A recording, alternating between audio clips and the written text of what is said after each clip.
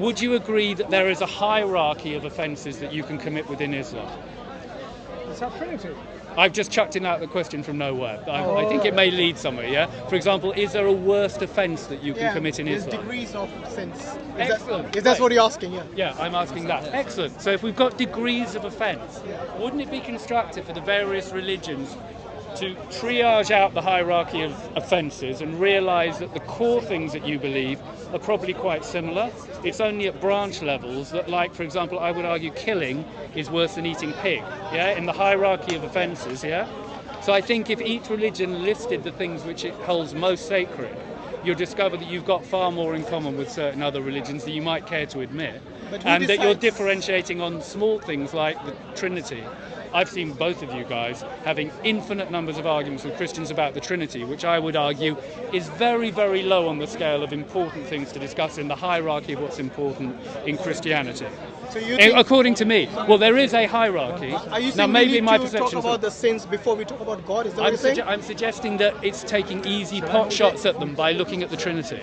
No, what I'm saying is, do you think, shall we discuss God and God's nature and what God expects of us first before we indulge into the degrees of sin? I'm suggesting doing both in parallel. Don't you think you're putting the cart before the horse? No, I'm saying do both in parallel. I'm saying if you but you can't. God is the one who decides what sin is at what degree, whether murder is higher than you eating pork or something. I'm not. What does it say in the Quran? I'm assuming killing is a worse sin than eating pork. Yeah, but who decides that? What is the worst offence in the sight of God? Well, what have you got? I'm asking you how. What do you think? I mean, just have some guesses. The worst sin in the sight of God. It's going to be along the line. The worst offence, rather. Okay, whatever is the least empathic thing, take your pick. No, but that's okay. I take empathy. I think the common denomination with evil is where you see an evil act, you'll see a lack of empathy. No, but you're talking from a so human the most evil act will be the act which lacks most empathy. Now we can start listing disgusting things forever if you want. No, it's going to be something like from God's perspective, not from human perspective. Well, I think God's perspective correlates with. I think God is being coherent. I think God came before us, so you were not there even to correlate before God. God is the one who decides what is halal, what is haram, what is permitted, what is forbidden. He's the one who is the ultimate judge of all that. And that's the reason I asked you the question, shall we discuss God before we discuss what he permitted and what he forbade? And I said we should do both. But because why? it would be more constructive to discourse. But before, we can do both. You know what? We don't have to constantly look at the areas of friction because they're so self-evident. Because what will happen then is that you will say that, no, my God says this is actually worse than that. And I will say, no, actually, my God says this is worse than that. So it'll become like your God, my God. You know what I mean? No, I'm not. I'm hoping. Let's decide first whether I'm God hoping is. What will happen is you'll work out a hierarchy of sins and a hierarchy of admirable qualities, yes, in your religion and in, say, Christianity and in whatever else, Buddhism, whatever. And you'll discover that at the top of the things that you value most, you might find a hell of a lot in common, like the Golden Rule. The Golden Rule is common to about 12 religions. It didn't originate with Christianity. It's in Islam. It seems to be a core axiomic underpinning of numerous branch laws which exist. Treat others the way you that seems to be a core axiom, which you see reflected in things like don't steal. Don't steal is just a branch evolution of treat other people the way you want to be treated yourself. Don't murder is a branch evolution. I get that. So we can distill it down to core principles. But I think what's happening here is this. Look, usually this happens that. Sorry, that was rude what I said about you two guys at the beginning. I apologise. It was a bit much. Okay? Compliment. I've seen enough of your tape though to see. I wish there was more breathing space. But anyway. So you see, usually what happens is a very cool sort of liberal idea now is okay. Let's just see where we can agree. So, like you said, most religions they agree on these particular points. What Hashim seems to be saying is, well, God. Himself is important as well. It's not just about where we agree, right? So I think maybe that's a starting point for you guys to discuss. That's one thing I noticed about both of you. Like you're coming from the view of it's almost like this hippie view, liberal view of bringing everyone together. Hippie, I can tell, right? And his view is very much like, okay, it's not just that. God is also important. God is not also important. God is the most important, right? Okay. And that's the reason when you look at the first commandment, God puts us in order of priority. What is the first commandment? Do you remember? No, not numerically. I can sort of probably list you the 10, but So not. You mean Moses? No, yeah, the Ten Commandments given to Moses. I don't know which one comes Which first. Jesus also actually said is anyone who breaks the least, anyone who changes even a jot from that law of Moses is called the least in the kingdom of heaven. So that's the reason I was talking in terms of priorities. So what we are doing right now is like, for example, the question Mansoor asked you was very good. Like, what is the worst sin you can think of? And I'm saying whatever is least empathic. Yeah, So and it's that's- something like torturing innocent children for as long as possible. It's something like that. Okay. What about and a then person? killing them? I'll tell you Torturing what. them to death. Is that good? In Islam, the worst sin you can commit is to reject God. Okay, I can see that would trump it on one level. Maybe you're right. Maybe you're right. And that's the reason that is the first commandment in Islam, in Christianity, and even in Judaism. You see, God wants you to acknowledge Him before you start believing what is forbidden, what is permitted. He wants you to acknowledge Him first, because everything else is secondary. Yeah, I know that's your If you're going to position. reject God, then everything else is secondary. Because I can find an atheist who can be more empathic than you and me, maybe. Yes? Yeah. Does that make him in the sight of God a better person? Yeah, Well, why is he going to hell then? I don't think he is. That's where we differ. So you're saying that I'm saying that the nice you're saying person. people who reject God will I've not go got to this hell. crazy idea that the person who acts well maybe shouldn't go to hell. Oh, but that you're may not the be one very making the controversial, decisions but of hell and heaven, are you? I thought you believed in God. you would consider me an atheist. I don't, but as an atheist would consider me a bit weird. I'm trying to walk the I balance. want to know between what the you two. believe in. Do you believe in God? I don't believe in a supernatural God. No, Which kind of God do you believe in? I believe that human consciousness is a transcendent phenomenon which is undeniable, and that no purely empirical scientific view of the world will ever capture what creates it. So in a sense it's miraculous and it's self-evident. So are you saying you're God? I'm saying God is in all, I'm saying arguably God is in all of us equally, and we are manifestations of the divine. Something like that. Could I not make a gross generalization here? Please go ahead. And say, look, these ideas fit together of, let's all look at the golden rules of religion, where things fit together, collectively. Just a little bit at a time. We can do the battle. Sure. And, what is God? God is, collective human consciousness. Maybe Right. not. I'm not saying I'm right. Okay. I'm just chucking it out. Yeah. Okay? So the alternative which Hashim is speaking about is actually that before we get to those topics, let's first look at what from God's point of view is important, right? Now we're not belittling what you're saying from the perspective of good actions. Good actions are good, like being good to your parents, being good to animals, being good to nature. However, good with a small g you can apply to these things. But if someone was rejecting God, yeah. we would, as Muslims, say that person is not good. I know you. With the capital G. This is where we have an issue. Yeah, exactly. So let's take it there. I think 'cause this that's the pivots on a perspective. thing, and I've forgotten its name. I've seen rationality rules quoted, and in Plato, one of Plato's dialogues with somebody called Yuri something, but I can't remember his name. The discussion is God teaching us to be good? Does God command us to be good because good is already pre-existing? Goodness already pre-exists. Or because God is Or good? does goodness become good because God demands? What's it called? Urethra's dilemma. Thank you. Urethro. Yeah. I tried to remember that. I kept forgetting. Right, Urethro's dilemma, yeah? Now, I suspect that you believe that good is good because God commands it, whereas God tells us what is good and what is not good, because we can be subjective. Your good might be His evil. You know what I mean? Just an example. understand So subjectivity will it's create subjective. So every atheist have a different view of good and evil. Hold it, don't discard my thinking as being atheistic or relativistic, just because I'm giving a counter position, which is that I believe it's possible that God created a universe to be good, and then He taught us to conform with goodness because He created it to be good. Which isn't the No, same. but your definition of God is quite different to what Yeah, we 'cause believe. I mean And that's the reason I said, I think goodness may predate God, and God commands us See what to I mean? behave Okay, in it's God. definitely So you see, I know it's a you bit- see the dilemma that you're pointing out here. We wouldn't fall into the trap of giving one answer or the other. We would actually say this is again another false dilemma, because God is good, therefore God doesn't command evil, right? Yeah. So it's not the case that something is good because God commanded it to, because that would make good arbitrary. We would say God is good by definition, and God doesn't command evil. And in fact, God says this in the Did Quran you as just well. say what I think you said, which was really sweet? Did you just say good isn't good just because God commanded it, because that would make it arbitrary? Did you just say that? Yes. That's radical. I never thought I'd hear By the somebody way, in your but- place say something No, like no. that. You wouldn't automatically assume that because God said it, it was divinely correct. You would actually judge it as being arbitrary, which implies that it wasn't I divinely don't think correct. you fully understood my Yeah, view. maybe I didn't. Yeah, okay. So this dilemma is basically saying, is something good Yeah. because God commanded it, or is it that good exists outside of God? Yeah. And then Now, I subscribe to the idea that good exists outside of God, but God's nature is to reveal goodness to us. You would subscribe to a position which said no, God creates goodness. no, Yeah? no, No. we wouldn't. Oh, okay, we then wouldn't. I'm wrong. We wouldn't actually fall into that dilemma. Yeah. Right. We would actually say Yeah. God is good. Agreed. Therefore, God doesn't command evil. Yeah. That's what we would say. We wouldn't just. Do you remember we were having a discussion earlier about can God create a rock so large that God cannot Yeah, lift we it? did, yeah. And then remember I said about this dilemma that the question in of itself is incoherent. Yeah. And the reason why it's incoherent is when you break it down lexically, it's essentially saying, can God not be God? Because our definition of God Right. is all powerful, Right. right? So the same thing applies here. When it comes to good, Yeah. what we would say is that God is good and God's commands are not arbitrary.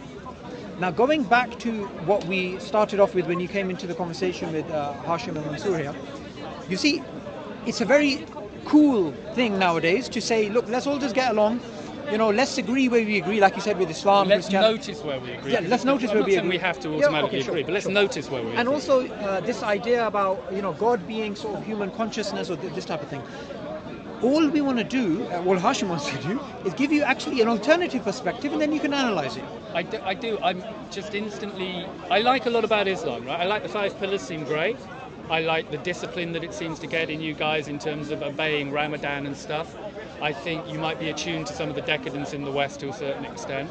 I think the problem, though, is the absolute dogmatic literalism with which it seems you're compelled to interpret your text, and some of the negative fallout of that, which seems to me to be peripheral in the hierarchy of what's really important in your faith.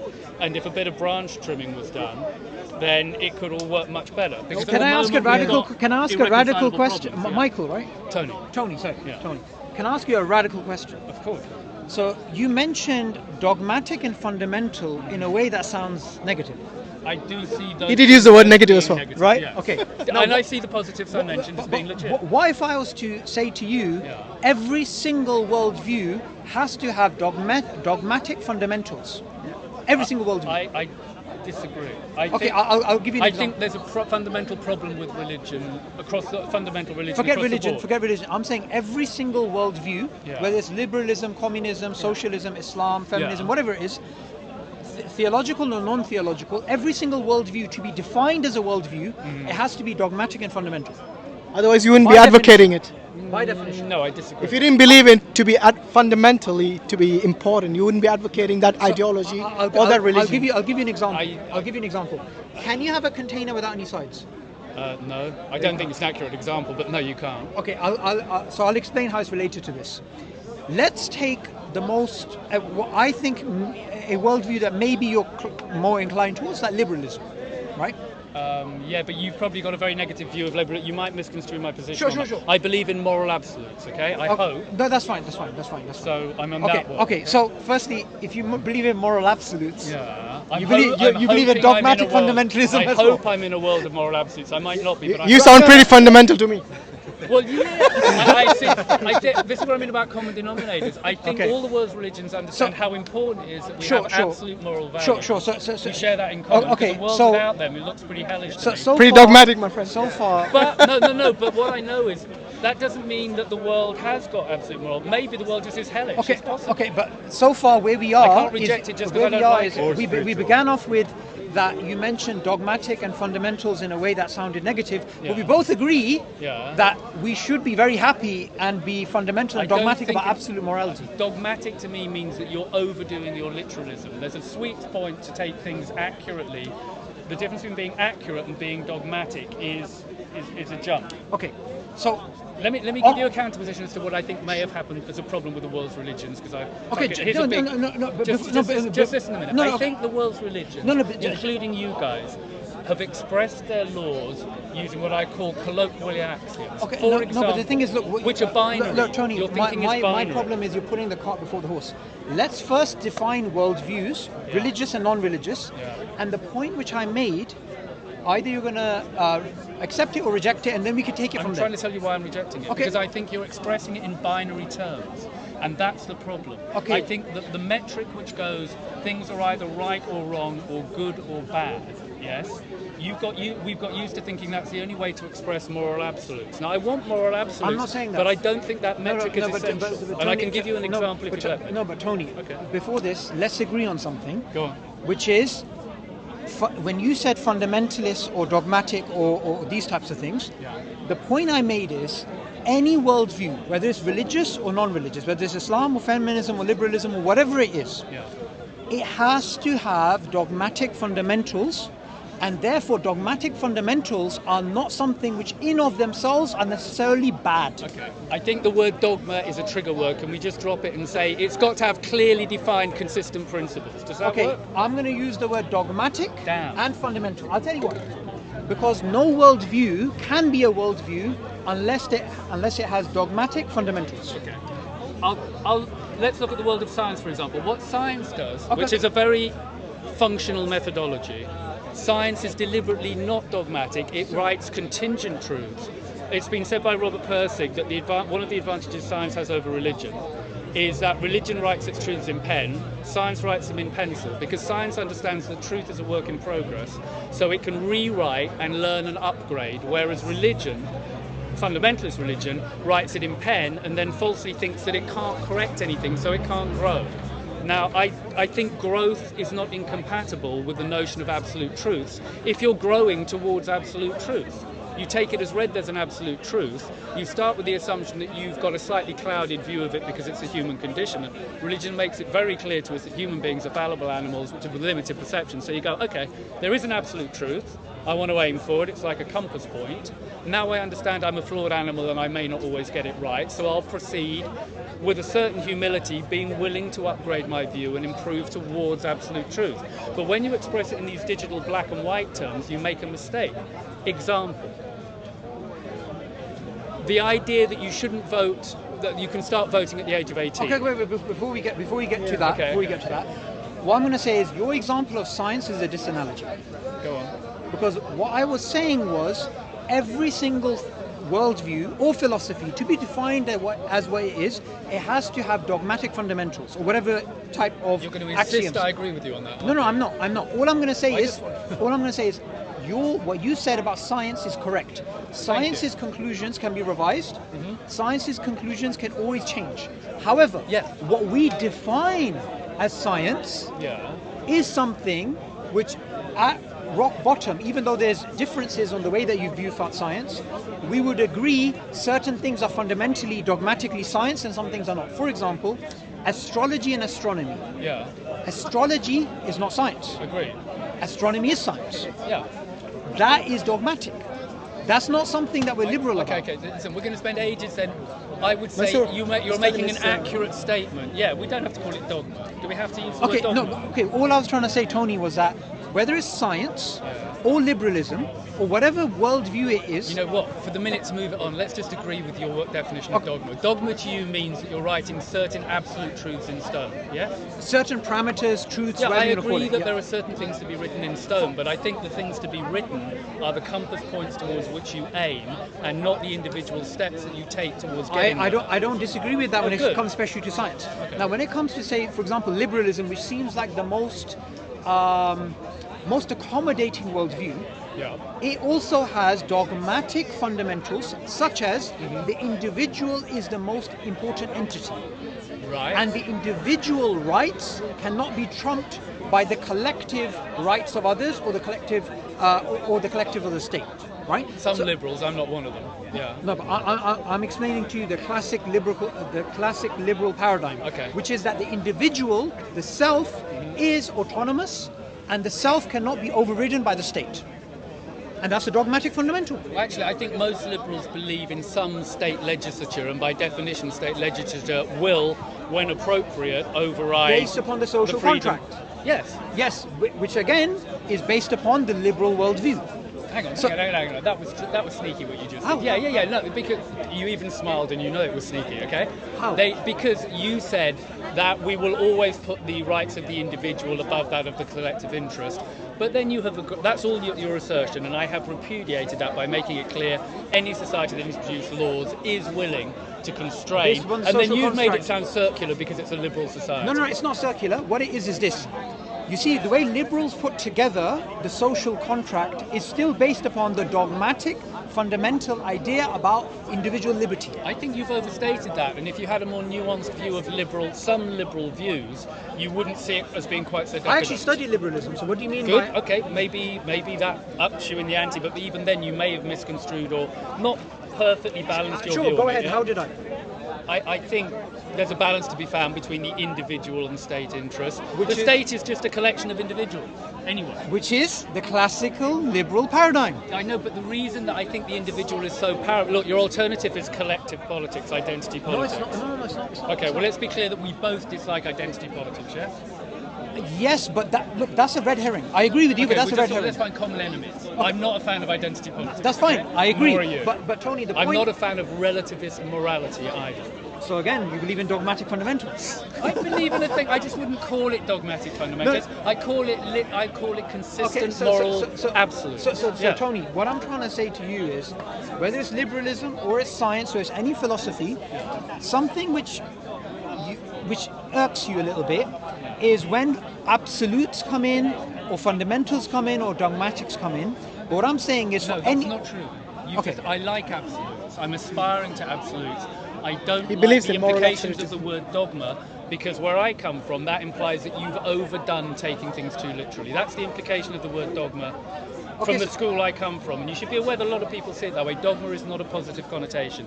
It means you've taken something good but pushed it too far. So, for example, I would say I'm dogmatic about moral objectivity.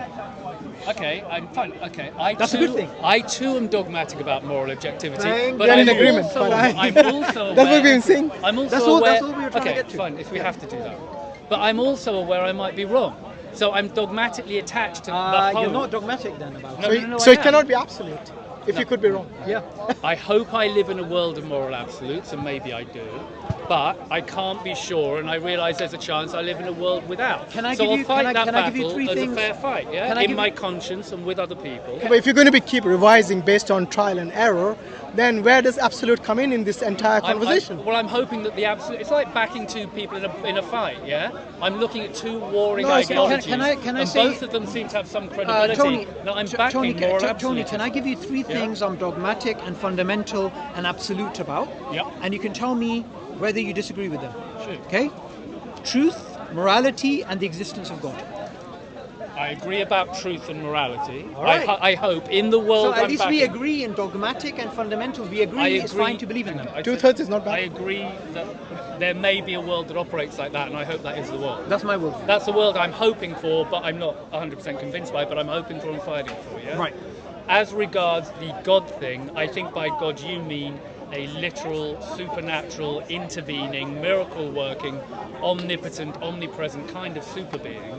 And on that, no, I think that's two literal interpretations of something which is more metaphorical and nuanced, which pertains to qualia, consciousness, and the hard problem in science of human consciousness and the subject. In other words, I think science deals with objects, religion and ethics deals with subjects, and the subject is a fundamental mystery, even in your science. concept of God would then be not transcendent. No, I think It would be something quite. No, I think qualia is transcendent. In what sense? Because how the hell do objects create subjective experience? It's insane. But it's an object. It's I know. physical, Well, so if how you is it believe it, if you transcendent? believe in the evolutionary view, and I have to, I do. Then in the beginning there was just objects, hydrogen, helium, stars crunched, and it took a considerable period of time before suddenly subjects miraculously appeared on the cosmic stage, yes? Now a subject is something which has a property of qualia. Qualia has no energy and has no mass. Go and back to what you just said. Did you say objects turn to subjects? according to the scientific view of evolution of the universe, in the beginning there was just helium, hydrogen, stars. Then the stars crunched down, created more complex elements. Then on planets, the complex elements combined, and at some point you ended up with organic life. And at some point, organic life took on a property of awareness, feeling, sensation, And you thought, think this is and all natural? Well, science presents a view which says that is natural, yes. And I go, well, I know that qualia and subjectivity exist because I'm it, so that's irrefutable.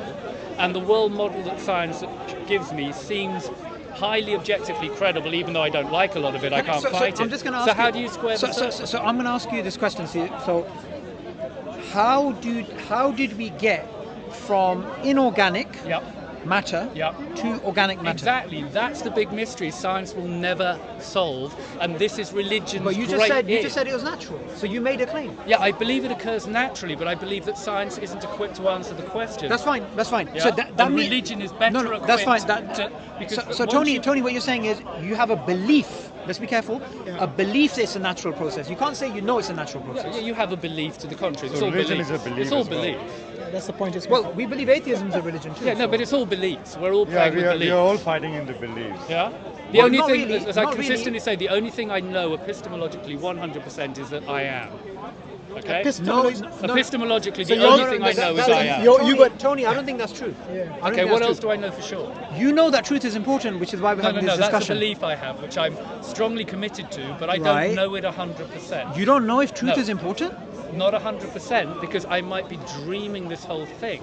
If I'm going to be epistemologically thorough... Wait. If you're dreaming this entire thing, Yeah, it's possible. and if you're worried, You know this is true, you're nodding with and me. if You know you're epistemologically it's true. if you're worried about dreaming, I don't think I am dreaming. I think it's Okay, real, fine. But for you to differentiate between you dreaming and you having having a real experience, Yeah. truth is still important. I know, and I'm saying I'm 99.999% sure that's correct, but given I might be dreaming the entire thing, my premises about truth may themselves be a dream delusion. I know it sounds like I'm disappearing up my arse here. I'm just trying to defend. I know it does, but I'm trying to defend epistemology. It's very important. The backbone of all of these discussions will be epistemological, and people often talk about proof and knowledge to mean 100%. And actually, if you look at what you know and inspect what you know, 100% you know virtually nothing. With incredibly strong probability. That's not true. No, I don't even know that. Ask him if that believe statement is that true. very, Sorry, very let's have one strongly, and the conversation evidence at a time. supports it. Yeah. But if you look at what you really know and how deceiving the mind is, and you go in depth, you'll realise you know virtually nothing for sure. That doesn't mean you shouldn't make progress. Let's I'll boil play it the down. odds. Okay, let's play it down to this point. What is your definition of knowledge first? Well, I think when people say knowledge, they often mean 100% certainty. If you mean that, then I know virtually nothing apart from I exist. If by knowledge you mean things which are hugely probable, then I know a hell of a lot. It's hugely probable the Earth won't suddenly swallow me up. Okay? Look, since you spoke about epistemology, let's go back to a traditional definition of knowledge, which goes back to Aristotle. Knowledge was defined by the ancient Greeks, and this definition went all the way to the 20th century as knowledge is true justified belief. So when something is true, when you're justified in it, and when you believe it to be true. So that's the traditional I don't think that's real tripartite. knowledge. It doesn't matter what you think. I can run with that So definition. this is the. Does your knowledge have to be 100% No. certain? That's all I'm No, asking. I wasn't giving my view. I was giving the The traditional view that you are putting on the table at the moment, I'm asking, Very does it noble have of to you be to say that. 100%? Does it have to be 100% certain, or does it allow for the possibility of 0.1% doubt? Well, is that still knowledge? okay, if so- I've got 0.1% Okay, doubt? so this is why it's important to define what we mean by knowledge. Exactly. The way I defined it, I'm not saying I agree with it. Uh-huh. The way I defined it is true justified belief. Okay. Now, It's a bit tautological. It's a bit circular. okay. But carry Well, on. I'll explain where this came from. This came from essentially the early Greeks. I know Aristotle. Uh, it doesn't mean he was right. No, it Yeah. doesn't mean it's right. And then this carried on to the 1960s. I'm going to just give a bit of history here. So according to that definition, it's certain. Why? Because it has to be true. Okay. According to that definition. But then in the 1960s, there was this philosopher by the name Edmund Gettier. Yeah. And what he did is he came up with these things called the Gettier cases, in which there is something which is true, Yeah. something you're justified about, and something you believe, but you don't have knowledge. Okay. So an example that he gave is a clock that's broken, Yeah. and you look at it, so you're justified in your belief about the time, Yeah. it is true that it's 2 o'clock and you believe it, Yeah. but your justification is incomplete because that clock's actually broken. Okay. So he came up with these things called the Gettier With cases. respect, I'm guessing that before 1960 these ideas were delved into. Okay, now this is a very interesting point, Okay, right? I think. And this is where I'm going to bring in a bit of the Eurocentric view of philosophy is that until the 1960s, nobody came up with this idea that true justified belief doesn't work, right? Other than Edmund Gettier. However, what is known is in the Indus Valley civilization some 2,000 something years These ago. are old ideas. Well, some of their philosophers noted this, but the Greeks did not, and nor did the Europeans, which is why even till today, credit's not given to the Indus Valley civilization, credit's still given to Edmund Gettier, although the Gettier cases I'm were not known... guilty of that. No, okay? I'm not. I'm I'm happy to not. I'm give just credit giving to you... whoever came up with it, He's not whatever blaming you. tribal religion they're I'm not blaming okay? you. All I'm doing is I'm giving you some historical information. Thank you for the history. Can Yeah. I now, but now to repeat my question, the definition of knowledge you're putting on the table, does it predicate on 100% certainty or not? This is just important for defining So for terms. me, the definition... Now, did you just make it relative by saying for me? Yeah, because before I gave you the I history... thought we were talking about absolute. No, before I gave the history, It's all relative. now... well, your statement's not relative. I think I've got a so, thank you. Cheers. It's all relative. So when it comes I don't think to so, knowledge, but, yeah. the way that I define it, I believe knowledge to be certain, 100%. Okay, would you agree that there are some things, a lot of things in fact, which seem highly probable, but you can't be certain about? Yes, yes. Okay, Yes. would you agree that there's a fair chunk of those things which are very, very useful? Ideas to play with, form agreements on. Scientific ideas. Yeah, scientific ideas, for example. No scientific idea claims to be 100% certain. That's why they call themselves theories. So, perfect example. So, the whole of science consists of knowledge which is not 100% certain, but nonetheless has massive utility to all of us. Yeah. And we would authenticate as having some, verifiable merit. Yes. Yeah. So, I want the ability to engage with with ideas of merit, like science, without falling into the trap of assuming that they are 100% rigidly, definitely the case, because I understand they're provisional. Yeah? So I'm living in a world where I've got to play the odds, where I realise all of my decisions in life are based on playing the odds of certainty, and the art of living well is to play the odds well.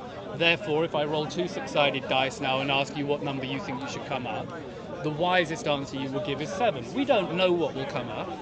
But it's a probability curve, and the most likely answer is 7, so the best answer is 7. It might not turn out to be a 7, but wisdom lies in playing the probabilities well. Yes?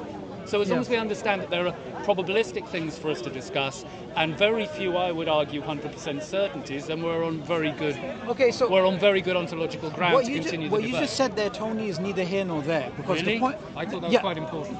Well, I'm From- talking from- about the data set that we'll be dealing with and pointing out some of it is 100% certainties, but a lot of it, most of it, won't be 100% Yeah. certain, but will be valuable, and we've got to treat it with a But bit the more reason care. the reason why I'm saying that is because I don't disagree with that in most of what you're saying. But the issue we began off with hasn't been resolved by what you just said, Sorry, and which nor is have you what? which is that they are fundamentals and they are absolutes and they are dogmatic things which hold any worldview together. Okay, and then absolutes need to be 100%. Yes? An Because absolute is absolutes by are definition 100%. I can't help but notice a number of things which aren't 100% but are very useful. I don't disagree with that. Okay, so I don't our disagree with that. mutual dilemma is how do we integrate the useful things which aren't certain with the absolutes that we both think are necessary in a constructive package? No, that's how not the does question. your religion achieve that? How do other religions achieve it? See, that's a separate issue we can discuss. For now, and the reason why we had this discussion we began off with is because our discussion was revolving around your initial claim that dogmatic or fundamental or absolutisms aren't necessarily a good thing. And I was saying that some fundamentals, some dogmatics, some absolutes have to be there for any worldview to make sense in of itself, or else that You're worldview so will not be a insistent on worldview. that, I'd like to move beyond the definition of dogma. So if I say yes, okay? I think you don't like the word dogma. I know. I don't think you may not genuinely be appreciating that if you come from my kind of tradition, the word dogma is very loaded with negativity. Okay. Yeah. Whereas if you come from your tradition, I think it's loaded with more positivity. And to an extent, we're just hitting that wall. Well, no, okay? I don't think it's about our worldviews. I think Let me give you a practical. I tried to Sure, give an sure, example before. sure. I think religion, I know it's a broad thesis, but I think religion may have fallen into this trap of creating what I'll call colloquial axioms, yeah? Where they make statements digitally about this is wrong and this is right, which they express as yes, no. But actually they shouldn't be. They should be expressed on a sliding scale relative to an ideal. It's a different measuring device. Here's an example. When we say people can vote when they're 18. We make a law, we go, you can vote when you're 18, yes? It's wrong to vote before 18, it's okay to vote after 18. I call this a colloquial axiom.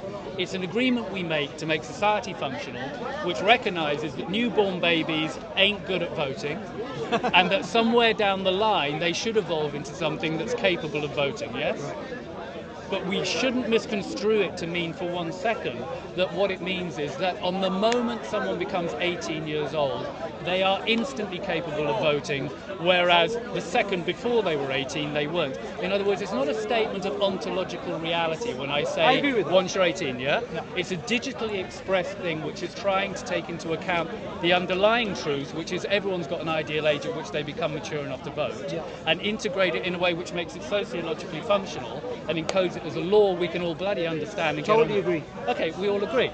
Now, I think, great, so you can see Can that. I So ask you don't mistake your no. colloquial axioms for your ontological axioms. No, and I then don't. I think we're going to be sorted. I don't disagree. But I was going to ask you this question. Yeah. Right? So this How hit, come we agree? This is good. we do agree This here. is good. But you know this view that you came with before about let's just try and see where we can agree in terms of the different religions and philosophies was a goodie. before we go to where we disagree. Can I not just make the claim that this view that you've come to, you may purely have been socialized into this because you come from a liberal society? I very much believe I thought it through for myself. Seriously, I've done a lot of thinking on my own ground, and I try not to fall What into does any religion particular do? herd. And what you notice is obvious things like, I mean, Muhammad Ajib last week, he was saying, Muhammad Hijab. Hijab and social. Not good enough. It's all right. He was saying to somebody, you know, Hijab, what you we wear on have your head. objective truths, but not absolute truths, right? Morality wise. Yeah, morality, you no, said. no, but ontologically we believe in absolute truths. Well, he said, we believe that there are truths which are objective, but they are not absolute, yes? Meaning No. moral truths. Moral truths. Yes, Which to but, me is but indicative. ontological truths we do. Okay, to me, given that you value monism and so do I, ideally I'd like to see that apparent disparity synthesized down into something where you didn't have to subdivide it into two categories. Did you say monism? Yeah, So the belief in a single underlying principle. Monotheism is a sub-school of monism. no, okay. I promise you. Look at okay, monism. Look, we don't hold monism is a very broad term, and it can I know. apply to either consciousness or these types of Yeah. things. So when it comes to, say, for example, us as cognitively conscious beings, Mm-hmm. we wouldn't believe in monism. We'd actually believe in a sort of Cartesian dualism. Really? Yeah. Okay, that's a whole different discussion. to have. Interesting, That's isn't it? Interesting. Interesting. And And took that's where us we off- disagree. I apologise. I took us off track. I gave the example of the 18. Sure. Now let's look at. We have a general rule which goes, "Thou shalt not kill." Yeah. So we'd like to believe that that's a moral absolute, but I think it's actually a colloquial axiom because none of us believe that you really shouldn't ever kill, do we? So it's encoded in your laws. It's encoded in our law and in our religion. I think the more Thou accurate. shalt not kill, but no one believes you Yeah. should never Yeah, kill. so- We so- understand it. Yeah. That depending on Yeah, the situation. exactly right. I would actually use a different term than kill. Yeah. I was. The real truth is, the actual moral axiom is one should aspire not to hurt other people unnecessarily. It's not digitally yes, Yeah, true or yeah, false. so this that you is where- shouldn't this ever is kill. what- I think the command is thou shalt not commit murder. Right, not There's a commit difference murder. between Yes, kill right. and There's a commit murder. difference between murder. So everyone will agree that we shouldn't commit murder. Everyone will agree that we shouldn't rape. So these things are morally. Okay, let's take I think Steve. these are moral absolute, which Murder everyone will does- agree regardless of your belief Actually, I don't or believe disbelief. anything. Okay, another question that he put to the guy he was But debating can I with. just make Okay, one go point? on. I give it a This say. is where what Muhammad Hijab said to you last week makes sense. So we don't It wasn't believe me, it in was another guy, yeah, but- yeah. We don't believe in absolute morality. We believe in objective morality, although we believe in an absolute ontological foundation of morality. So let me just explain those things. So, for example, as Muslims, we believe we are not allowed to drink wine. Yeah. So that's objectively true. However, if you are thirsty and you're going to die, you can drink. Good. So, Perfect. so what that means is we believe in objective morality, And that objective morality is based upon an ontological foundation, which we would say is the Quran or the Sunnah or the teachings of the Prophet, peace be upon him, right? So we don't disagree here. However, I think what's important is we still can't escape the absolutism when it comes to the fountain of morality. That's something. Oh, okay, that's different. Yeah. Okay, but then that means that the commands about you shan't steal, for example, I take your difference between murder and killing, and that makes it more difficult. Yeah. But let's take steal, yeah? As a general rule, you shouldn't steal. So it's a colloquial axiom which we can apply and agree on. But no one believes, hopefully, that you literally shouldn't steal in any given situation. Even in Islam, yeah. Okay, so your colloquial axioms are there really to be public representations of deeper core axioms which are moral absolutes, which will apply in every situation in which we should aspire to. Now, I'd say the golden rule seems to fulfill that criteria of being a moral axiom which is an absolute, which other moral rules which you bump into are reflective of and arise from. Does that make sense? So there's a hierarchy of moral axioms, and the core ones are things like the golden rule. It naturally follows from the golden rule that you wouldn't commit murder and you wouldn't steal, etc. Because if you're going to treat other people the way you want to be treated yourself, you don't steal from them and you don't murder them. So those sub-rules are just branch evolutions of a core moral absolute. So I don't disagree. Does that make sense? Yeah, I don't disagree with the way that you're trying to categorize stuff. However, as Muslims, and this is where we disagree, what we would say is the first, upmost, absolute good is the worship of God alone. And like he said, the greatest evil is to reject God and worship other than God. Yeah. And then after that, we bring in parents, we bring in society, and then nature, and basically everything comes down from there. Yeah. Right? Now, I think where our worldviews collide, where we have a disagreement, is that when we make the claim that the greatest good that you could do is the objective worship of God, that we recognize God as being the greatest. Now, from your worldview, you believe in murder's wrong, being good to your parents is good. No, I don't per se believe that things are digitally right or wrong in themselves. There are exceptions, is that what you're saying? There are generally going to be exceptions. In other words, any moral situation you have to judge in the context of what's actually happening in the real world at that moment. Until it grounds out in a real experience, you can't judge the motives of the participants, and it's all about motive. Sin is all about motive. Yeah, I may kill you with a very benign motive because I'm trying to stop you destroying the planet. That's a good insight. Yeah, I like it really is all about motive. I actually think that you don't sin against other people; you sin against yourself. But you know what's interesting about what we just said there? I just came from and that's why I'm wearing a suit. I don't normally wear a suit. I just came from the Uyghur tribunal. You know, there's a tribunal happening in London. No, I didn't. So Sir Geoffrey Nice, he's a British lawyer who is sitting in Westminster hearing testimonies from concentration camp survivors in China. Right? What was very interesting is in today's testimony there was a woman who basically was being tortured for being a Muslim. Right? Her name is Miss Thurston. Now, when it came to her faith, she rejected her faith to stop the torture. Right. And we believe as Muslims, if you voluntarily reject your faith, that's a bad thing.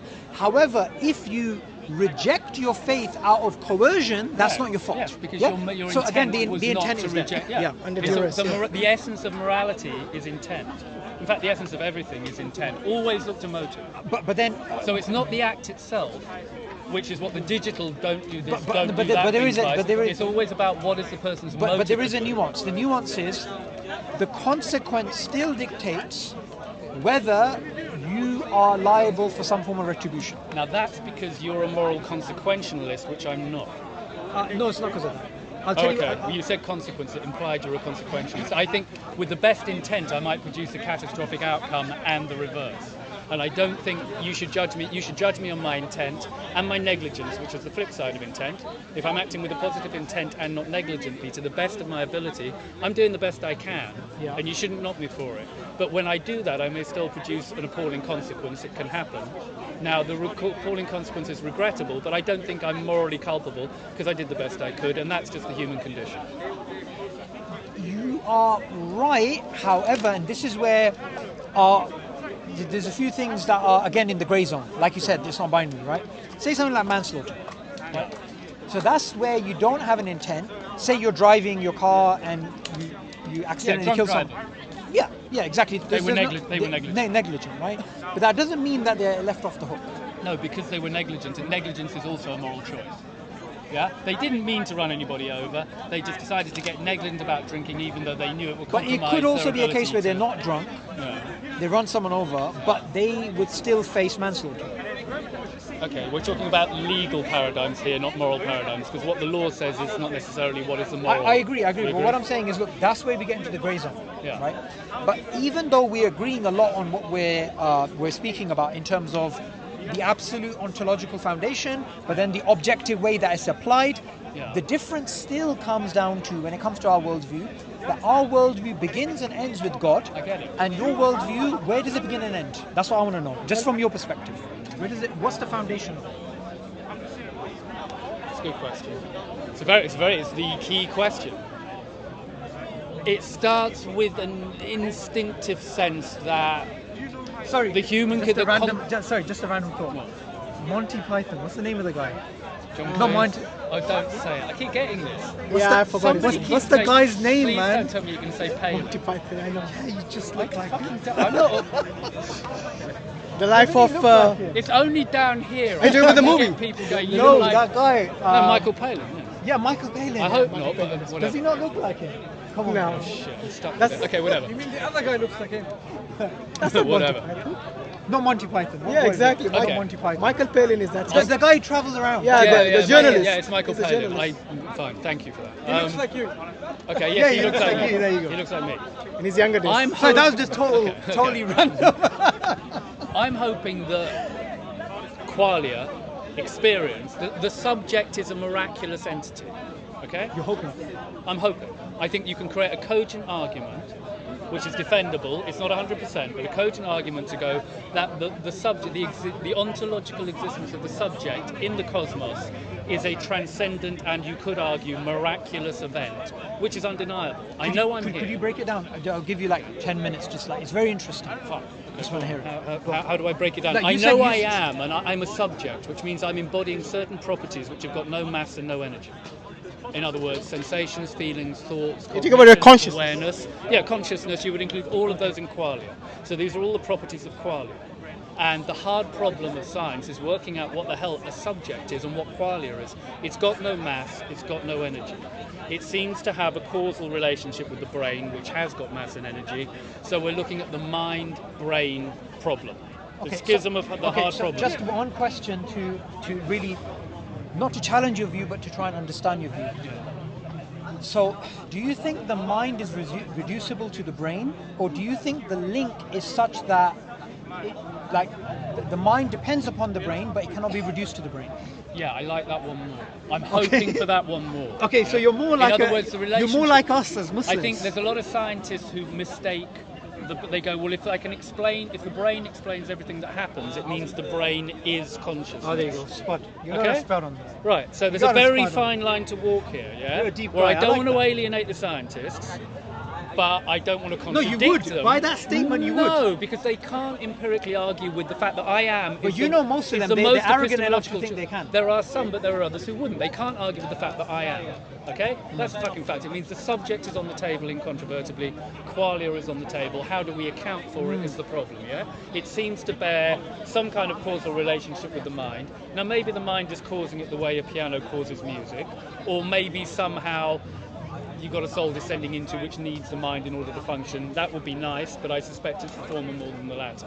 But either way, there's a causal relationship between the two. But clearly, qualia is what I would call a strong emergent quality which ticks all the boxes for being transcendent and miraculous. And you can't get away from that. And science will never explain what it is. Yeah. The human condition, what's good about religion is it addresses the primary question, which is, how should I live?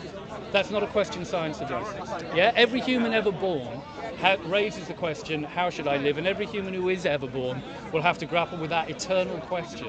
Yeah. And religion and the humanities deal with it so much better than science even claims to. But science does inform the building block facts that you need in order to come up with the answers about how should I live. And I think religion, in examples like the Golden Rule, which is in Islam and other religions, does a very good job of addressing that question with absolute statements which will be perennial for all people for all time. So I don't want to see religion get the hell kicked out of it by postmodernists or a purely materialistic reductionist view. On the other hand, I don't want to entertain some of the more negative views of what I'll call dogmatism, no offence, which is when I see people like homosexuals having a problem, or I see unscientific views being propagated, or the idea that good people wouldn't go to hell because they don't believe in something. I really do think what's most important is that you're a good person. I hope we have a deity who, if you behave as a good and empathic person, so to the best of your ability, with good intent, that's good enough to get you into hell. So I would say, in what you're saying, not because you didn't tick the right box on the multiple choice question, because you were a bit thick. So what I would say is that I would agree with you on all of your points until the last couple of points, right? Okay. Which are about hell and good and stuff like this. Right. So first, just to wrap up on the point about consciousness, right? Yeah. In essence, we would both say this means the materialistic worldview cannot be true. What do you mean by the materialistic? The materialistic worldview that the mind is solely reduced to the brain. The view of I think I always look for what the point of view I find most depressing. Because I should always steel man yourself. Any idiot can Okay, my steel man position is I'd least like to believe that the brain causes consciousness. Totally. But it seems the evidence suggests there's a chance that's the case, unfortunately. I also... wait. Then the second question on that's not quite right. I don't quite agree with that. So what you said earlier made more sense than this, and I think that's why... Well, I'll give the counter-argument to my steel man in a minute. Sure, it gets very refined, okay? The even worst case scenario is that consciousness may simply be an epiphenomenon, yeah? Like Karl Popper, when he looked at this, he went, okay, maybe consciousness feedback loops into the brain to create brain functions which then produce consciousness and so on. So, for example, I'm crossing the road, I perceive there's a car coming for me. That perception causes an adrenaline rush, yeah? Then it turns out my perception was mistaken and there wasn't, but I've still got the adrenaline, it changes the way I feel. So the brain affects my consciousness and my perception, and we're in a loop, yeah? So maybe consciousness is in a feedback loop with the brain, or maybe, more depressingly, it's an epiphenomenon. An epiphenomenon means it's just noise that gets made by the brain, and the brain's going to do what it wants. That's the worst case scenario. Even in the worst case scenario where consciousness is caused by the brain is an epiphenomenon, it's still distinct from its cause. The thing that causes it is not it, by definition, yeah? So we're still left with a mysterious, transcendent thing with no mass and energy, which is epistemologically and ontologically 100% solid, and that's the best platform for religion I can think of. So let's deal with the, I was going to say elephant in the room, but the ghost in the machine. Yeah, right? go on, yeah. So, from the Islamic point of view, we would say that is the ruh, that is the spirit, that is something which in the Quran, the way God mentions it is, we know very little about it, right? However, it is not something that can be reduced to the physical. Yeah. Now from your point of view, or for example, I said spirit, I should say soul. Yeah, we're getting close to spirit and soul and qualia, and it all feels quite good. Yeah, but... it feels ballpark accurate. Let's not throw it away. Yeah, I wouldn't put spirit, soul and qualia together yet. Okay, but you can see that maybe there's something in there. I wouldn't say yet. I would actually not put them together. I would not put them together. But I don't want to get into why. I don't want to get into why now. Because I think the soul is something which I think to even define, you just couldn't really do. I think there's some wisdom in mysticism at a certain level. We can define by elimination. We can say it's definitely not physical. Yeah. You see, now I'm experiencing something and it has no mass and no energy, but it's definitely happening. Now, from the Islamic point of view, there's something very beautiful, right? So you get rain coming down from the sky, and it makes plants grow, grass. Then you get animals eating that and all of that.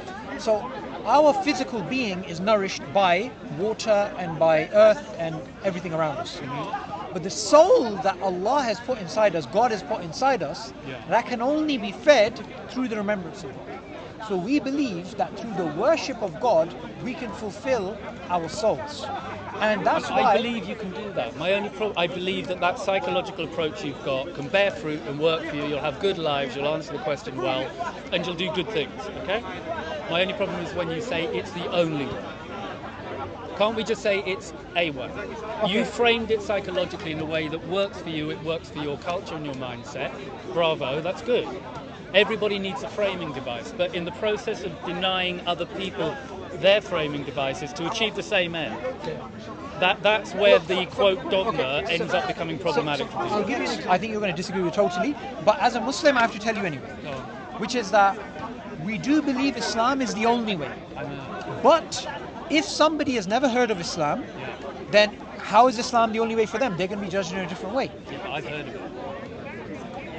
Yes, you've heard of it, so it's different for you. I've discussed it quite a lot.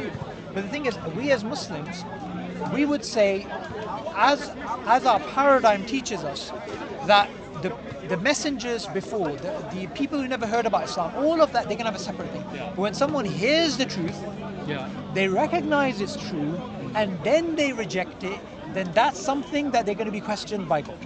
Yeah. So I'm in trouble. Remember what I said. If someone here, it's not just.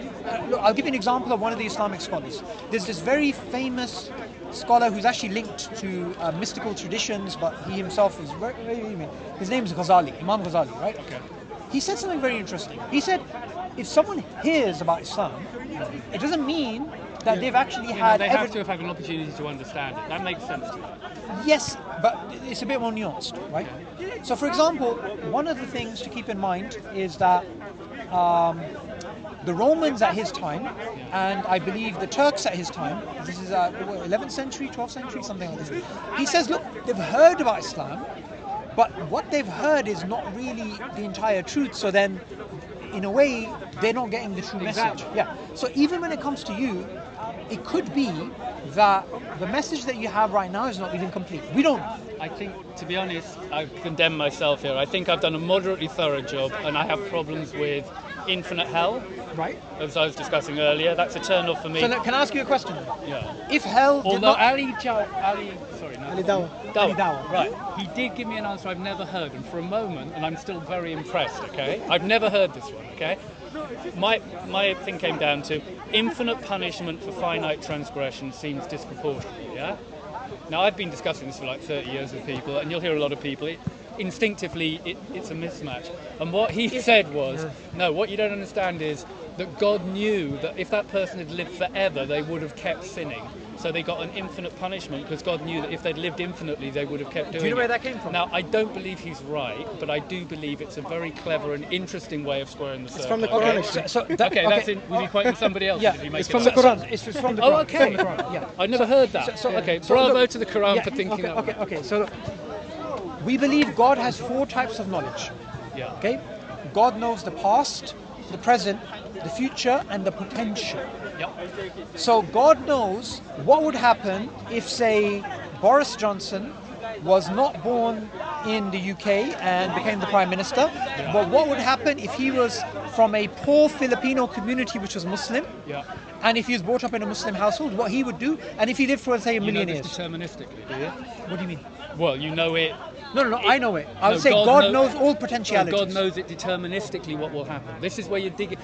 As far as I'm concerned, you're jumping out of the frying pan into the fire. Because now you've got a God who knows exactly what's going to happen in advance. We wouldn't say God. We wouldn't say God knows. He's omnipotent. He must do. He's omniscient. Let me just rephrase that. Okay. We wouldn't say that God knows. God knows of it like He forced that decision. We would say God knows everything, but God has also given us free choice. So as Muslims, we believe in free will, and we believe in predetermination. Okay, I hope you understand that at least colloquially, that's a hell of a circle to square. And this is why you do appreciate that point. It's not a false question. It's genuinely. Genuinely, this is one of the most common questions. Determinism and free will is a huge issue.